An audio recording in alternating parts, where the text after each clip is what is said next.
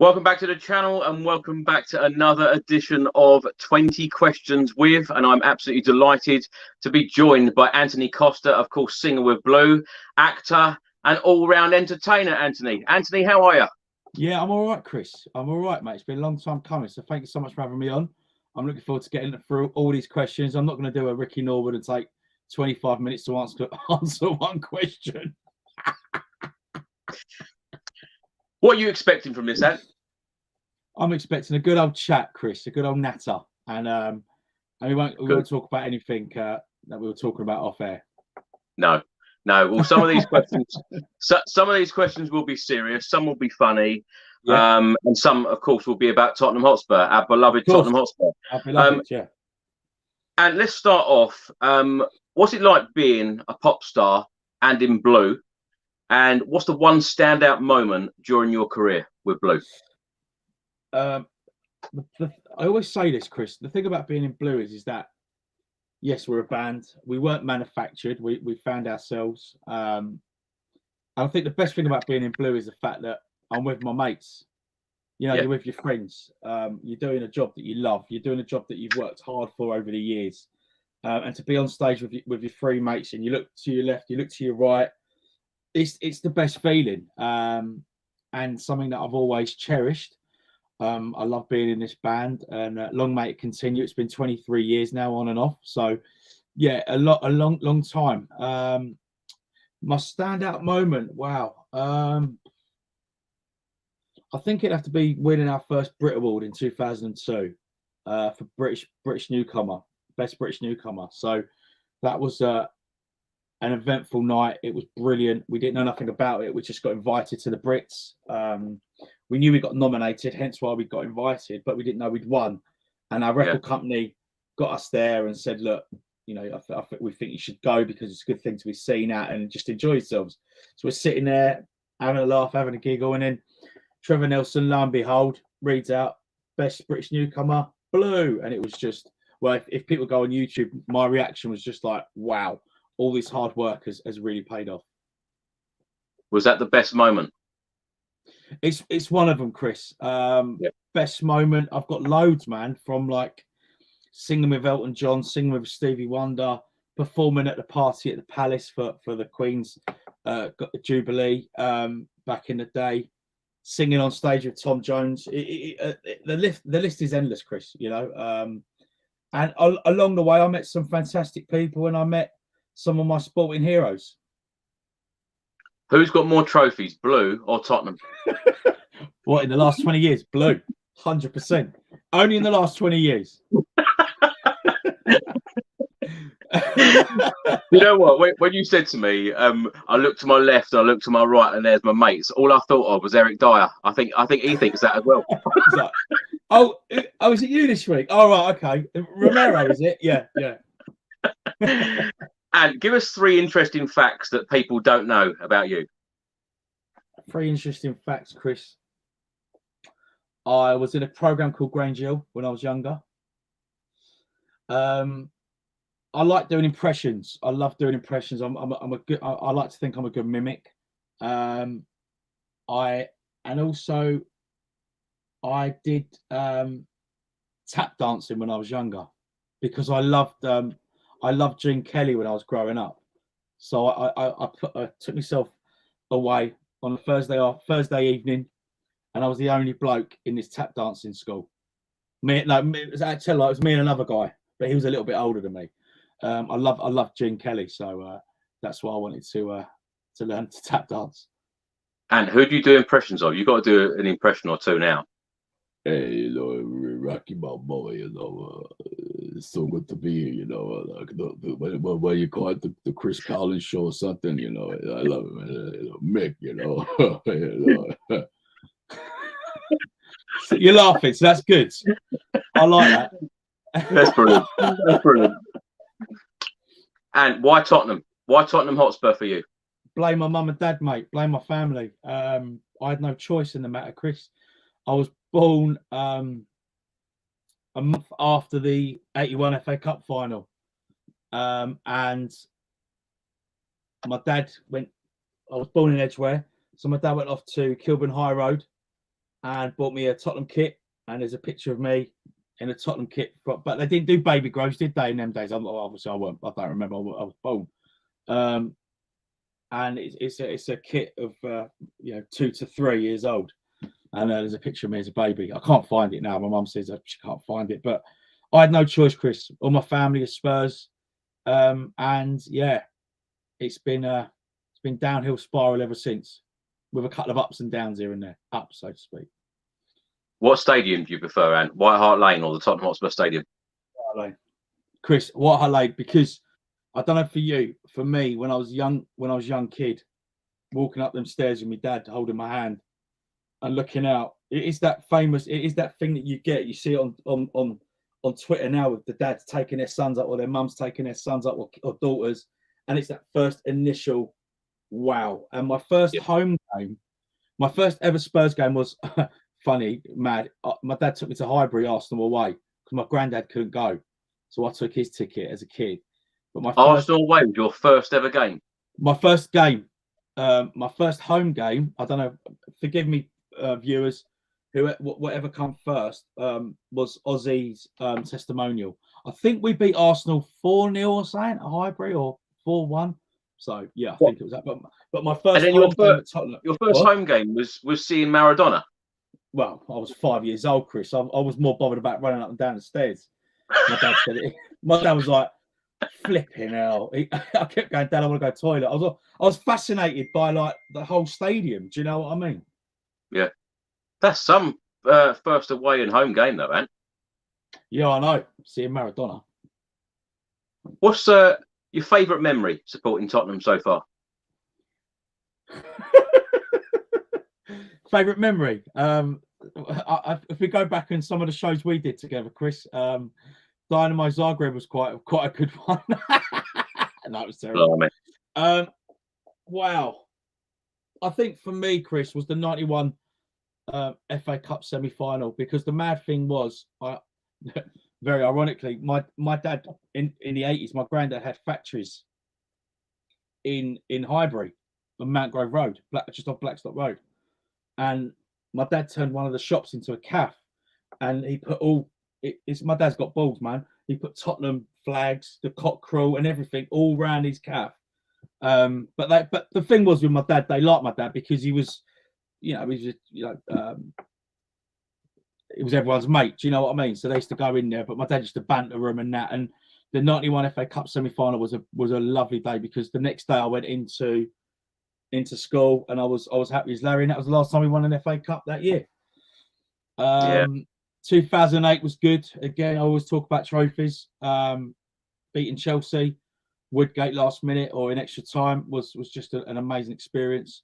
And obviously the Arsenal games as well, beating them is always lovely. Yeah, trophies are way overdue every single time. Yeah, they are, mate. They really are. Every single time we talk about 1991, the last time we won the FA Cup, when we won it, of course, then for a record eighth time. Unbelievable. And what's the best Spurs goal you've ever seen? Wow, Chris. Oh, mate. Are we talking about a goal that I think is the best goal I've ever seen, or goal that meant something to us Spurs fans? Give me a couple. Give me either or. Well, you got Ginola against Barnsley. That's what Ricky Norwood chose, actually. Oh, did he? Oh, why does he have to copy me, man? Do you know what? Everyone's going to laugh at me, but Ronnie Rosenthal, when we beat Southampton, and he scored that hat trick, and he scored that rocket. I watch it still to this day. I watch that going, how the bleep does that go in? Do you know what I mean? It just like, wow. Because obviously we know the pitches were all different then. It was all bobbly and the ball was all different. Gazza's goal against Arsenal, of course. And then Kane Marsk's goal. I was there against Arsenal. That was just like, wow. I never in a million years thought I would be on this stream with you and you mentioned Ronnie Rosenthal. I know Rick. I know Chris. But the thing was, Ricky has stolen my thunder. So I've got to say, growing up, that FA Cup, I remember saying to my dad, like, Dad, why is Ronnie Rosenthal coming on? We're going to lose now. We're going to lose. And he just come on and scored that hat trick. But it's that goal. Do you know the one that's sort of like swerves, and Yeah. Grobbelaar's like standing there. Just stand there, yeah. Yeah, I mean, people are going to laugh at me, but I'm just telling you, that's one of a memorable goal that I remember. Yeah, that was a fantastic goal. It was a great goal. If you were on a desert island for a week and you had to take 3 items and a former Spurs player with you, what 3 items and what player? Well, I'm going to take something musical, like my iPhone or something. Do you know what I mean? It's like listen to some music. I'm going to take. I would take a nice book, you know, so I can read, pass the time. And I'll take a football, and I'll be playing football with an ex-Spur. Did Ricky say David Ginola? Yeah. Oh, Rick, man. Oh, I'm gonna have to go. Me and Gaza. Yeah, that would certainly be entertaining. Whose book or what sort of book would you read? I like autobiographies, Chris. So I like anything, you know, any sport. You know, from like someone, Pochettino's, for example, or Roy Keane's was a good book. I love reading about people's lives. I love knowing how they got there, or the struggles that they went through and stuff. And a footballer's book, but whoever. Who's the last one you read? Maradona's one, because I think they did an update, and I've read it on audio, so it was nice. It was good. I loved it. Yeah. If you could take a former Spurs player out for dinner, who would you take and why? Former Spur player. Spurs manager. Spurs manager. A former Spurs manager out for dinner. Who would you take and why? I'm taking Harry Redknapp all day long, because I think that you'd have so much of a laugh with him, and I have met him, and he's a wicked bloke. He's so much fun. He's such a good lad, really lovely guy, and I just love his stories. And he's a good storyteller. You know, it's easy to say Pochettino, but I think Harry's got that way about him where he can just you could just sit there and listen. You know, like Uncle Albert would, you know, Fools and Horses, like during the war, you know. So yeah. I'm actually gutted. I've not put any Fools and Horses questions in here, but of course I know you very well, and you are a big Fools and Horses fan. I am, Chris, and a lot of people don't know if they might have seen it, but on Mastermind that was my chosen subject. I was going to do Tottenham, but they went, well, you can do, but Tottenham at that time was like 130 years old, and I thought, do you know what? I can't be asked trying to look at old history and reading about it. You know, it wouldn't go in. Whereas Fools and Horses, there's like 7 series. I know all the episodes and the Christmas specials, and I thought I'm just going to do that one. Well, they could have given you some questions on Harry Winks, which brings me on nicely to ask you who your favourite all-time Spurs player is. What is it with Harry Winks you don't like? I like the geezer. I don't know him, so I can't judge. But I love the fact that he, you know, he's come through the ranks. I just thought sometimes when he played, he just didn't turn up. You know, the Everton game, the West Ham game, it was just them games that always stick in my mind. I feel for him. I know he's doing well in Sampdoria, so good luck to him. What was that? On a serious note, and who's your favourite Spurs player?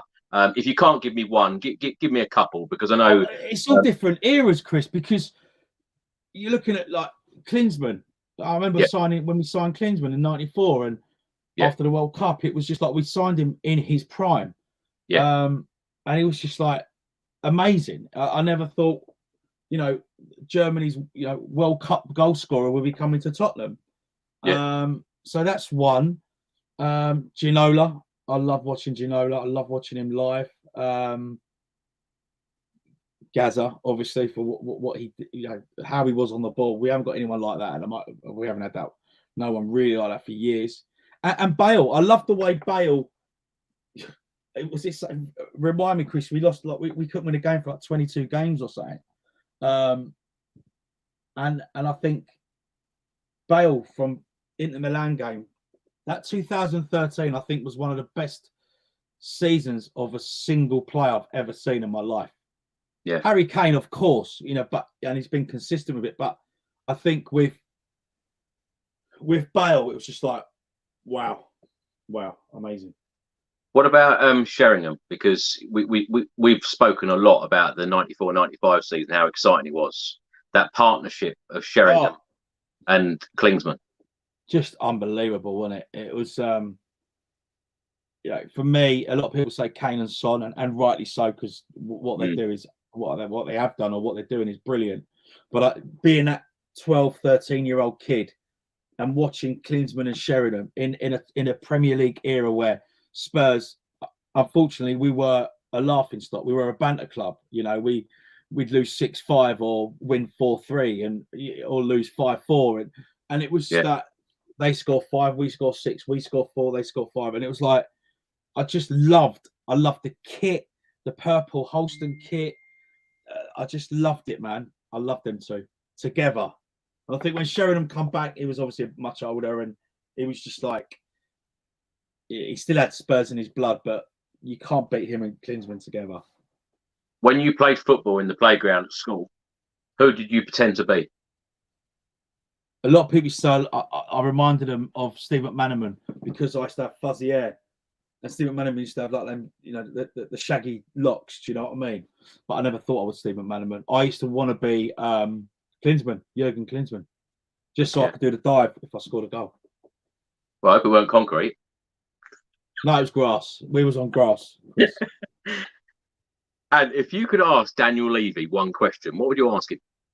I would like to ask him why there's no statues of former players outside our ground, to make a statement of we've got a beautiful new stadium and it is lovely, but when I walk into that stadium, I want something to scream at Tottenham, whether that's Bill Nicholson, Danny Blanchflower, Jimmy Greaves, Harry Kane very soon. Just someone that you can recognise with. If I take my kids to Spurs, I want them to go, "Oh, Daddy, who's that?" And for me to explain to them who that person is.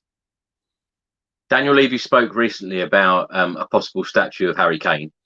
Do you think that he will have statues of other legends and the managers?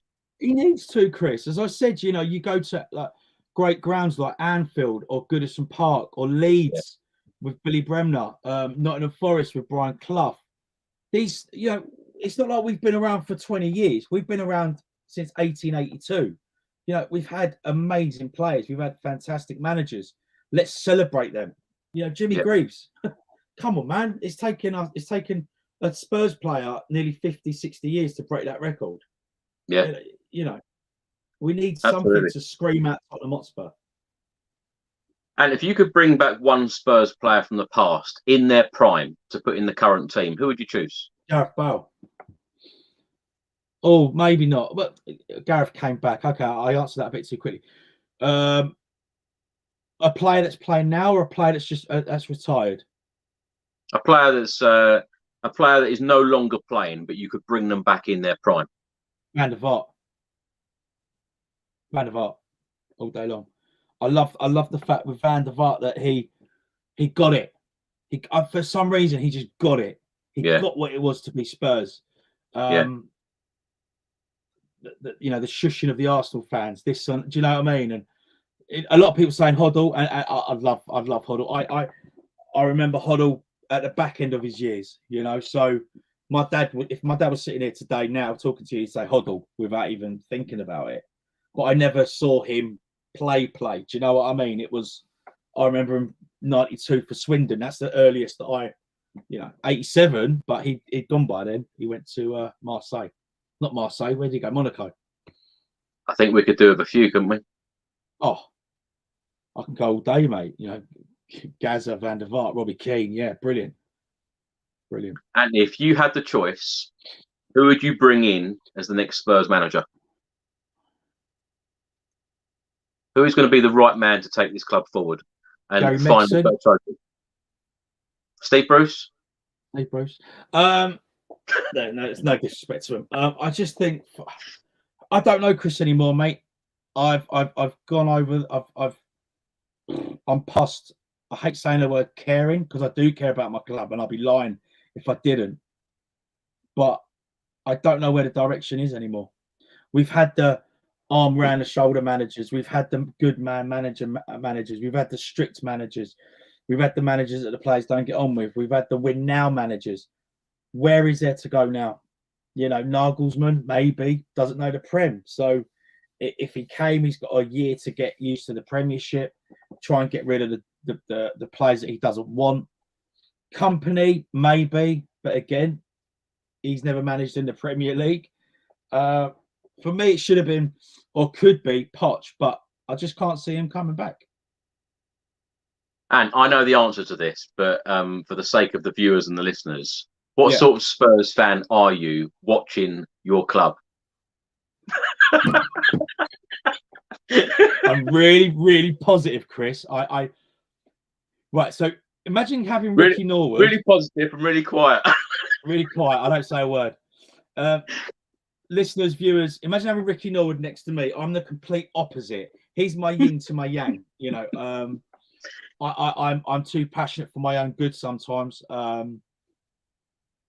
I just think if we lose, it ruins my weekend. And I've said this to you many a times, Chris. Sheffield United lost this year.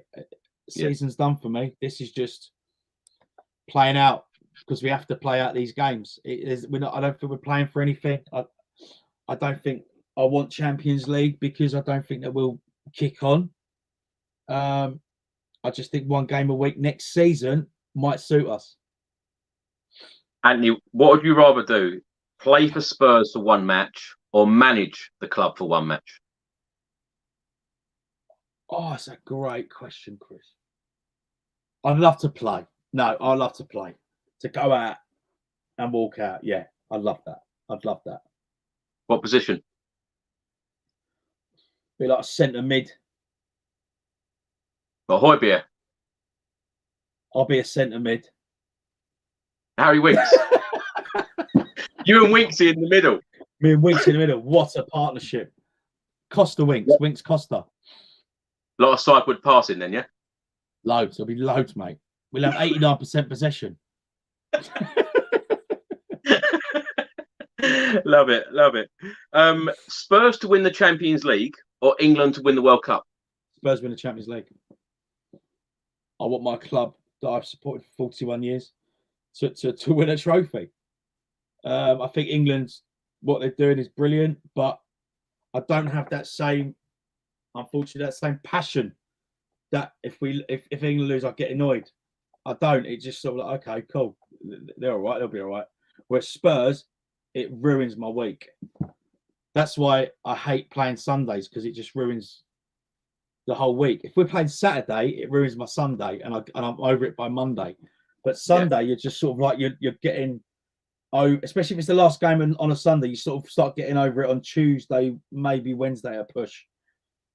I don't think you are over it on Monday, and you're still moaning about it. Oh, I'm moaning about it. That's what I'm saying. So if we're the last game on a Sunday at 4:00, yeah, Monday I don't talk to me.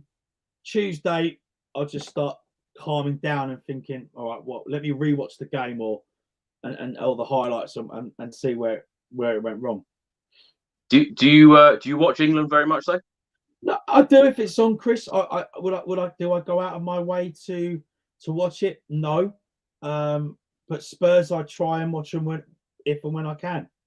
Like, I'm desperate to watch them all the time. That's why I've been to so many games this season. Anthony, what would you choose here? Dinner with Bill Kenwright or dinner with Bill Nicholson? Well, I've had dinner with Bill Kenwright, so Bill Nicholson. Bill Kenwright gave me my first acting job, and I've got a very, very big soft spot for Bill. He cares about his club. He's a chairman or co-chairman that really he does care about his club, and I've seen Bill. You know, if Everton have played on a Saturday, he'll come in on a Monday and rehearse us. And if they've lost, he's just so upset, like he's proper gutted. I think Bill Nicholson, I'd love to sit there and just chat with him, man. Just like, wow, how did you do it? You know, what was your inspiration? Who was the best players that you managed? You know, who were naughty players? Who was you know, always on time players. I love to ask him that. Yeah, and of course the trophy successes as well. Yeah, exactly. And your favourite TV show and favourite film? Only Fools and Horses. Favourite TV show. Favourite film. This is a tricky one because obviously I grew up in a musical background. I love my musicals. And I think what started the musical love that I've still got was watching the film Grease. I thought I was Danny Zuko at school. I used to carry a comb in my back pocket in my school trousers and look down the mirror and give it all that, you know what I mean? And just thought I was Danny. What do you prefer, singing or acting? I love acting, Chris. I love the fact that you could be someone for 2 hours and put yourself in this person's shoes and create a character and know that you're there to entertain people. I love being on stage. I love the fact that I do love getting applause. I do love getting applause. I think at the end of, they see how hard you work, and you know, doing a show like Blood Brothers, as I said, like Bill Kenwright gave me my first theatre show. I had to audition like everybody else, and I got the show on merit. And he couldn't believe my Scouse accent for a boy from northwest London. Can you do the Scouse accent for us? I can. But do you know what I've got? You're right there, mate. How you going? All right there, pal. Love it. What's the weirdest request you've ever had from a fan? You must have had a few weird ones. I've had a few weird ones. Weird request. My mum and Dunk's mum used to run the Blue Fan Club, and we got a request once. Me and the boys, we got a request, you know, sing. My daughter's not very well at the moment, and blah blah blah, and you know, etc. And you know, we was like devastated. And we phoned this person up. We phoned the family's home up, and we spoke to the girl. We spoke to the parents, and they put us onto the girl. And it was like, oh, you know, hope you're okay, and you know, keep fighting and all that. And she turned around and went, "I've only got the flu." And you're like, "Oh, okay. Well, listen, thanks so much for being a big support with Blue, and keep going." You know, it was just one of the moments you're like, wow, okay, well, we've done our, you know, we've done something good, but the girl had just the flu. She was bunged up. The things you do for your fans, and things you do, mate, and that's what you do. And you know, I used to go and meet my old friend. He's passed now, Dale Winton. I used to see him in Marylebone High Street. We used to go for like a cup of tea and a coffee, and used to sit there and watch the world go by. And I remember sitting there, and I remember someone coming up to Dale, you know, and obviously speaking to him, and he was unbelievable with people. Like, he was like my idol in terms of how you talk to the people that have supported you. Yeah. And I turned to him. The person's gone off. He signed, and the person's gone off. And I said, Dale, does it ever annoy you? Blue had just come out, so we weren't really that known. And he said, darling, he said, it's when people stop asking you, that's when you've got to worry. And it's something that's always been in my mind. And like, you have 23 years. Do you know what I mean? So you've got to say hello to people. Like when I go to Tottenham, people know I do your show and other shows and podcasts, and they're just nothing but lovely and nothing but friendly. And, you know, if you ever see me in the South Stand, people just come and say hello, because I love chatting Tottenham and I love having a good moment up. I've seen how great you are with people who love the work that you do. But have you ever been annoyed by someone? I haven't been annoyed. No, I would never be rude, because my mum and dad would be very, very disappointed. But I remember my first Spurs game, when Blue had come out. So Blue had, you know, released All Rise and etc. And I got my ticket, and I'm sitting there at White Hart Lane, and I'm watching the game. So 90 minutes, I'll chat to you about Spurs all day long. Yeah. Work, I'll chat to you half time and full time and before the game. Right? That's just my little my little thing that I love doing. I remember watching the game and doing it all that. This geezer turned to me and tapped me on my shoulder. I looked up and he went, "So, what's Keith Lemon like then?" And I was sort of like, exactly. I went, "Yeah, no, he's all right. Yeah, he's good. Yeah. So like, that celeb jokes, is it real? Yeah, it's real. Yeah. And it was just like, bless him. Like, thank you for asking, but let's wait until half time where I could talk to you for 15, 20 minutes. Not a problem.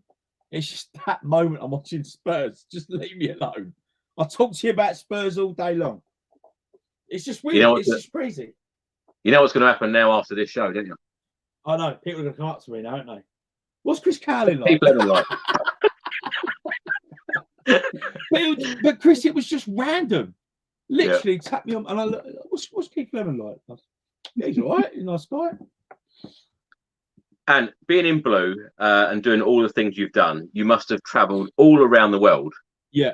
What's your favourite country, or give me a couple? Well, I think Australia is one of my favourite countries to visit and to perform with the boys. Lovely people, very welcoming. I like a lot of Southeast Asia countries because obviously, when I was growing up, I never had the chance to go there because it was too expensive. So I went with the boys. So Singapore's fantastic. Japan's brilliant. Singapore, I've said Singapore. Thailand's fantastic. A lot of Spurs support was in Thailand, and I just think like these countries are countries I never would ever go to if I wasn't in Blue. So, and we always go back there and everything else. But Mediterranean countries as well. Europe, but Europe's just down the road, sort of, so to speak. But Australia and Southeast Asia, I love going there. Is there any country or place that you haven't been to and it's on your bucket list? Yeah, I'd love to go to Croatia. Never been. Even like as a holiday or with the boys. Anthony, who's the most famous person in your phone book? Chris Cowlin. Never Luke. You must have some very famous names in your phone book. I've got famous people's names, but I class them as mates. Like, it's not proper A-listers because I wouldn't be with an A-lister as mates. But I've got. Why not? I've got Ollie Murs and Keith Lemon. I've got. What's he like? He's all right. Yeah, I've got a few. But Ricky Norwood, but he never answers his phone. Oh, he's shocking, mate. Shocking. He's really bad. Ricky Norwood? Right. Well, answering phone call. He's the worst. Well, people are busy, aren't they? Don't tell me you phone him and he answers straight away because I ain't having that. Yeah, always. Ricky, you're out of order, man. It's just you, Anne. It's just me. He don't want to hear my moaning. You're moaning too much. Anthony, who, in your opinion, who's the best singer in Blue? Me. No, I'm not. Not at all. Not at all. I think Lee. I think I met Lee when he was 14, I was 16, and we performed on This Morning. They were looking for a boy band, and he got into the band and I didn't. And Lee had this soulful voice. I was like, wow, that's coming out of your mouth, mate. And he had a really high voice at the time. I was like, yeah, it is, mate. Yeah, bruv, yeah. And it was just like, it was silk. His voice was silk, and it got better and better as he got older. So, yeah. Is there any more tours planned for the future? Not at the moment. We're in discussions for maybe next year or the 25th anniversary. So, keep your eyes peeled, and we'll see. I think for us, we've got a lot of gigs over the summer. I'm going to miss the last 2 games at Tottenham, so we'll be able to watch it, but I'm going to be away in England performing. And there's this personal joke with us and a few others, of course, where you always seem to give predictions for Spurs games. Yeah. And it always seems to come true. Tell us all about it.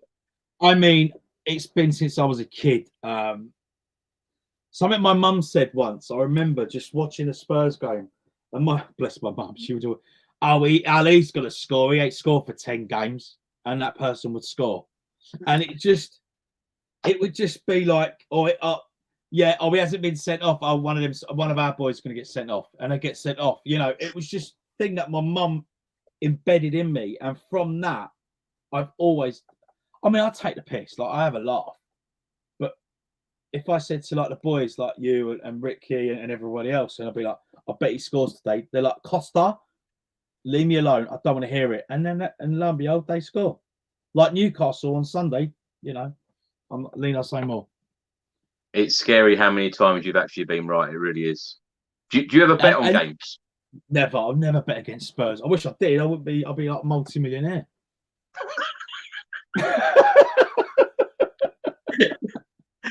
I love that. Antradamus. I love that.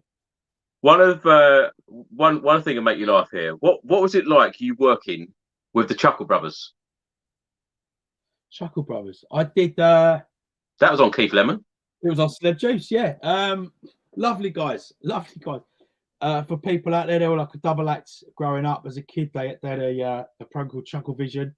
I used to run home from school, put it on, and yeah, just watch the Chuckle Brothers, and lovely people, really, really lovely.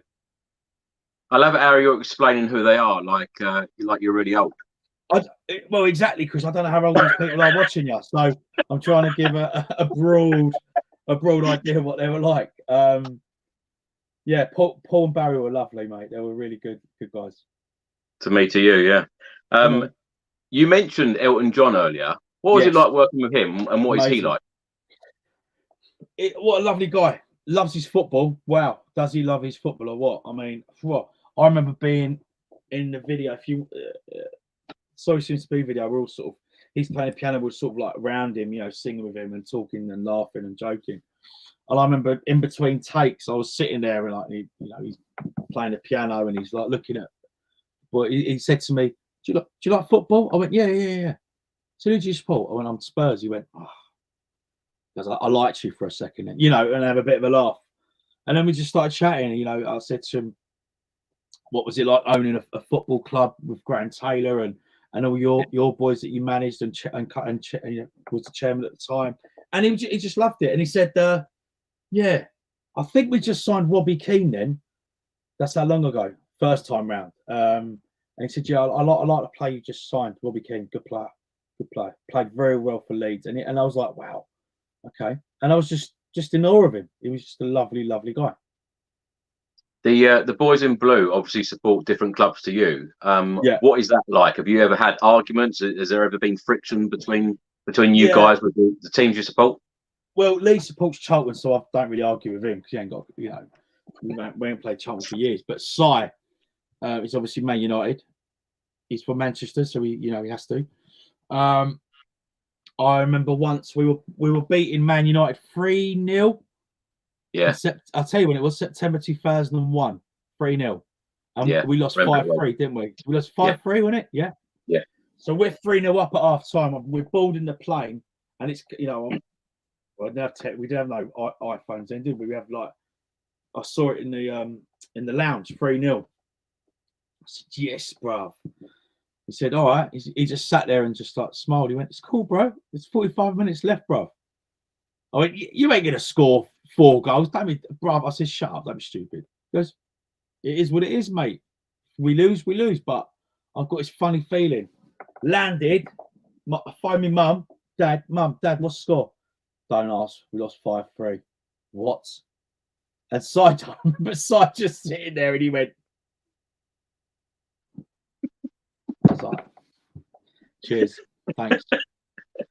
Duncan don't like football, no? No, Dunk's not really into football. He's never really been into football. But Lee's Charlton.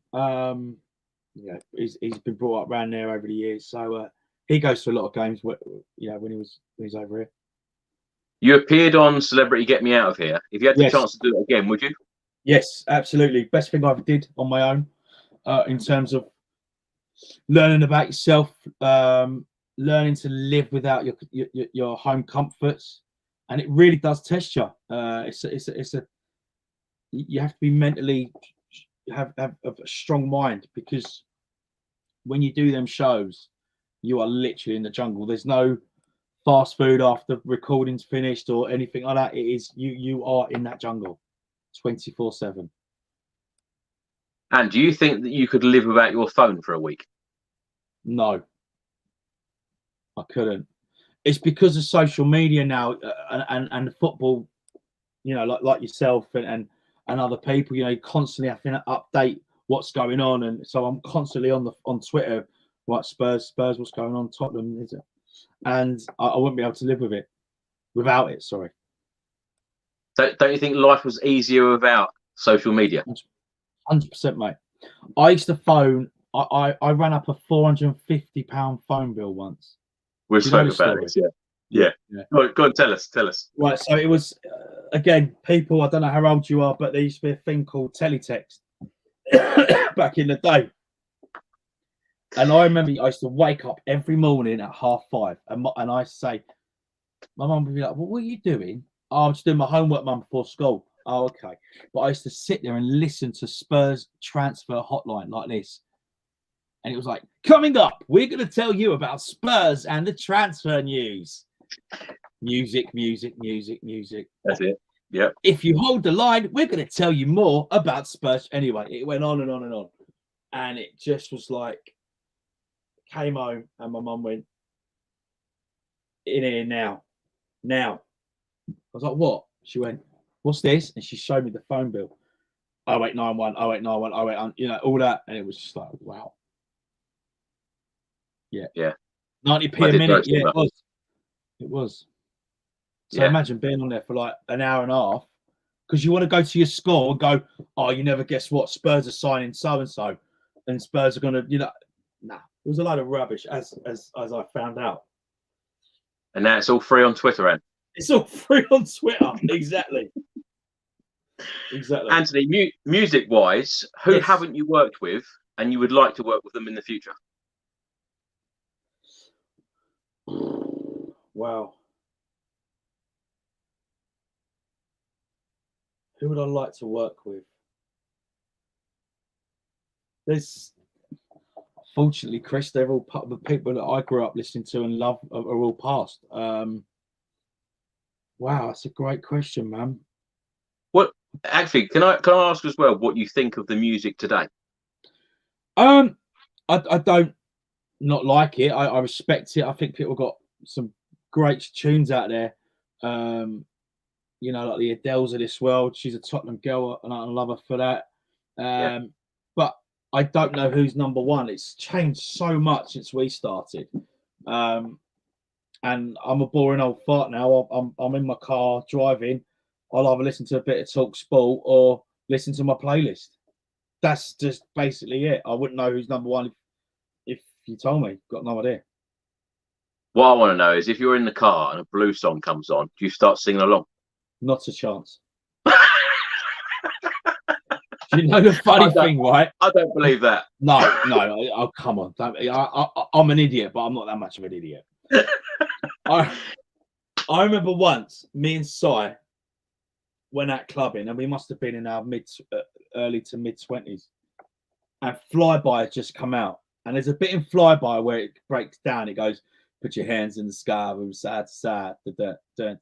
Dun.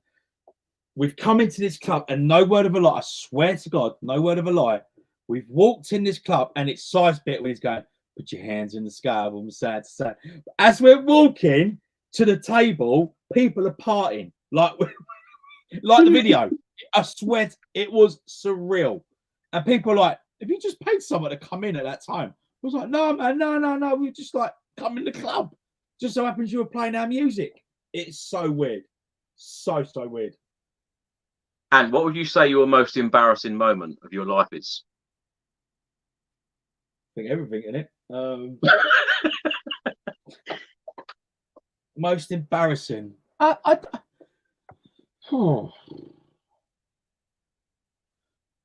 so many to name, Chris. I remember being embarrassed at Tottenham. I remember doing years ago. I remember being on the side of the pitch talking. you know, in front of all these thousands of people. And the Spurs boys were warming up, and it was at a time when Keano was there and Defoe and all that. And I'm talking to, I think it might have been Coity or just before Coity. Anyway, 2002-3 time.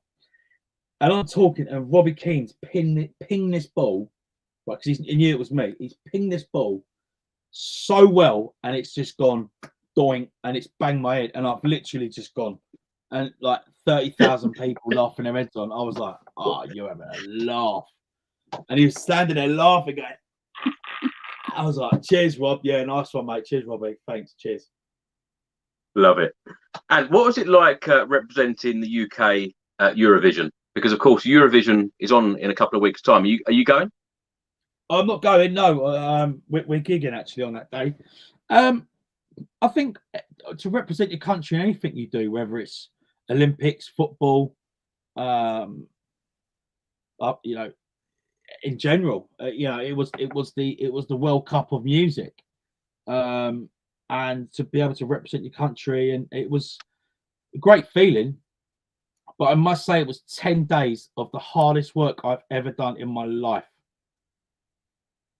And I was just like, wow, what is going on? It was interview after interview, photo shoots, parties, press conferences, rehearsal, parties, press conferences. It was just like manic. And it was a case of like, wow, this is tough. And a lot of people don't know is that your song has to be exactly 3 minutes. 3 minutes long. That's it. So, and when we went to do our sound check, we only did a sound check twice. So we had 6 minutes in them 10 days to get the song right. Wow. Yeah. And what haven't you done yet in your working life that you would like to do in the future? I'd love to do a drama, like a TV drama. I'd love to, as I said, when we started talking, I'd love to create a character in a soap, maybe. And then, yeah, see where it goes. What soap? EastEnders, I think. Wow. Yeah, I Watch love EastEnders. Watch the space, yeah. I mean, listen, any soap I'd be happy with, because for me, it's continuous work. You're always creating storylines, you're always doing different storylines. And, you know, I met Ricky, I keep talking about Rick, but I met Ricky like 12, 13 years ago. And, you know, me and him just clicked, mate, because it was Tottenham. And there was a question from one of the viewers earlier. Yeah. If you could choose your ultimate Spurs 11, who would you go with? That's a great shout, man. Again, it's different eras, isn't it? I might think someone was brilliant in my era, but no one will know that. In your lifetime? I'm going to have to go goalkeeper. You're going to Lloris. You're going to have to go. Yeah.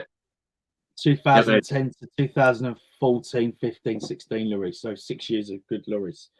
Yeah. Carl Walker, Jan, Ledley, Rose, Bale,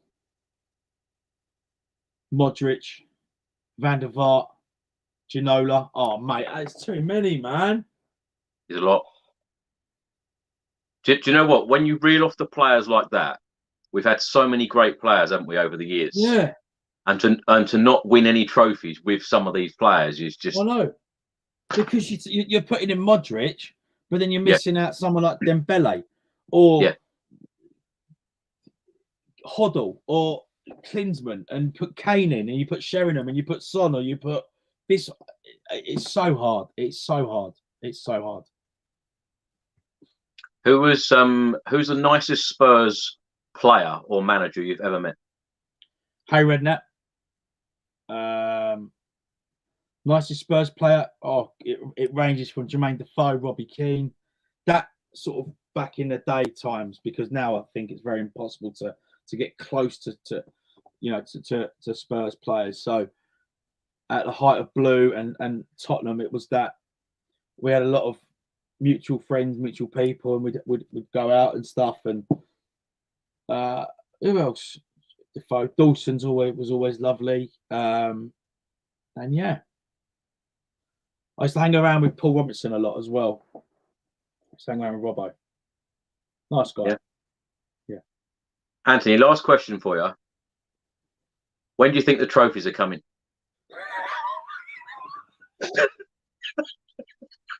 When we start beating teams like Dynamo Zagreb and Mura. Do you know, let me put it another way, right? If Spurs suddenly got into the Europa Conference League again, would you like them to take it seriously? Would you like them to see a full strength team to try and win one of these trophies, no matter what competition it is? Yeah, because it's a trophy. That's just the ifs and buts of it, really. That's my honest opinion. West Ham, you see them now, they're in the semis. You know, they're 2 games away from maybe winning a trophy. Yeah. And I can't handle that. I wouldn't be able to handle that. You know, I know they haven't won anything for 41 or 2 years, but not the point.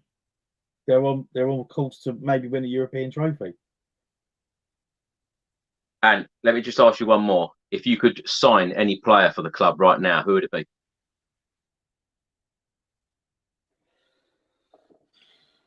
From a Premier League club or overseas or abroad? Anyone you like.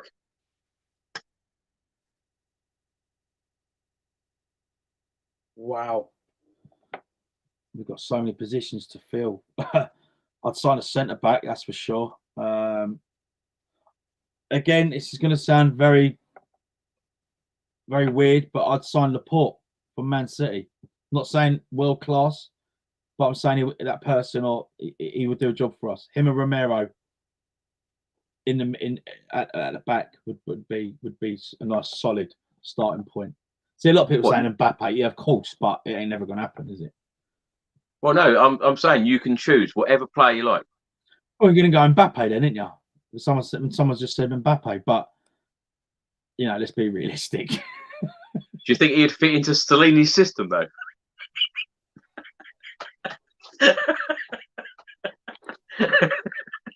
Would he get game time? Yeah, I think he might come on 65 minutes. I think you know, yeah, you might give him a little run out, 15 minutes to go with 3-0 down or something. Yeah. Anthony, thanks so much for joining me today. It's been an absolute pleasure having you here. Have I done it in quick time as Ricky Norwood beat me? Half the time. See what I mean? Stop chatting, Rick, all the time. He loves to talk. Mate, does he? Wow.